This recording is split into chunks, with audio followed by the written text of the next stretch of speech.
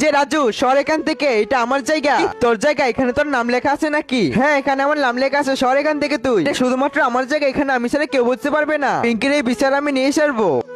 এই যে রাব্বি শোন, পিঙ্কি আমার সাথে খারাপ ব্যবহার করেছিল ক্লাসে, এই জন্য আমি এখন পিঙ্কির স্কুটির হাওয়া বের করে দিব। হাওয়া বের করে ফেলেছি, চল এখন আমরা তাড়াতাড়ি করে চলে যাই, কেউ দেখা লাগে। তারপর কি হবে সেটা দেখলাই বলো। তুমি কি শয়তানকে ভালোবাসো নাকি আল্লাহকে ভালোবাসো? যদি তুমি আল্লাহকে ভালোবেসে থাকো তাহলে ভিডিওতে লাইক দিয়ে চ্যানেলটিকে সাবস্ক্রাইব করে দাও। আর শয়তানকে ভালোবেসে থাকলে লাইক সাবস্ক্রাইবের দরকার নেই। আর আল্লাহ সুন্দর আমরা কমেন্টে বলে যাও। সিট একটা মিস্টেক হয়ে গেছিল, তো ম্যাডামের গাড়ি ছিল, পিঙ্কির গাড়ি ছিল না। আরে আমার গাড়ি হাওয়া কিভাবে বের হয়ে গেল? এখন আমি বাসে কিভাবে যাব? এই যে পিঙ্কি, আমার গাড়ি হাওয়া বের হয়ে গেছে, তাই জন্য আমাকে একটু যে সামনে নামিয়ে দিয়ে আসো। আরে না, আমাদের এখানে জায়গা নেই তো। আর ম্যাডাম এখন নিতে পারবো না বাই। আরে ম্যাডাম, আপনি এখানে দাঁড়িয়ে আছেন কেন? আরে কি আর বলবো, আমার গাড়ির চাকা হাওয়া বের হয়ে গেছে, তাই জন্য আমি বাসে যেতে পারছি না।